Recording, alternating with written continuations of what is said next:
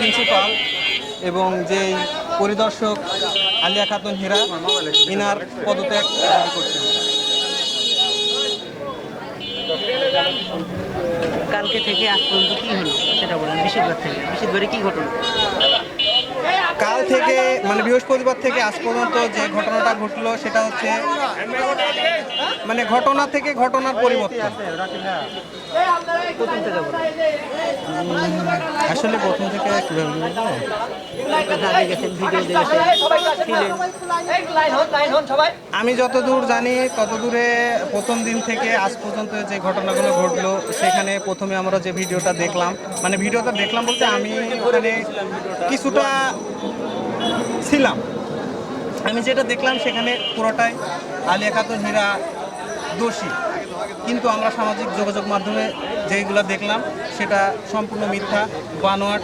তিনি আমাদের দল বিএনপি এবং আমাদের এলাকার মানুষের উপর মিথ্যা অপপ্রচার চালিয়েছে, যে যার আমরা তীব্র নিন্দা এবং প্রতিবাদ জানাচ্ছি।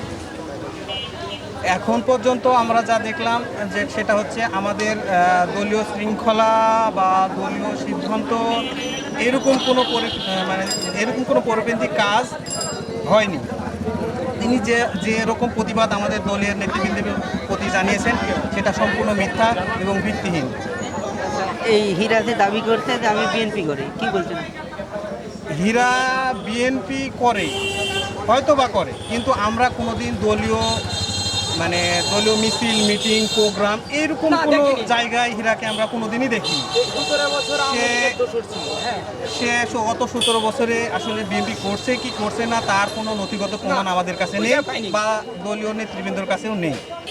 আমরা এরকমই জানি, কিন্তু সে বলছে আমি বিএনপি করি, সেটা তার ব্যক্তিগত ব্যাপার। না, তাকে আমরা কোনো সময় কোনো দলীয় মিটিং মিছিল বা আন্দোলন বা কোনো দিকে তাকে আমি পাইনি। এই বিষয়ে আজকে কি বলতে চাচ্ছেন? আমি বলতে চাচ্ছি যে আমরা এখন সেই আলিয়া খাতুন হীরা এবং বর্তমান যে প্রিন্সিপাল তার অপসারণ দাবি করছি, এবং আলিয়া খাতুন হীরা যে অন্যায়ভাবে আমাদের উপর যে মিথ্যাচার চালিয়েছে তার তীব্র নিন্দা এবং প্রতিবাদ জানাই।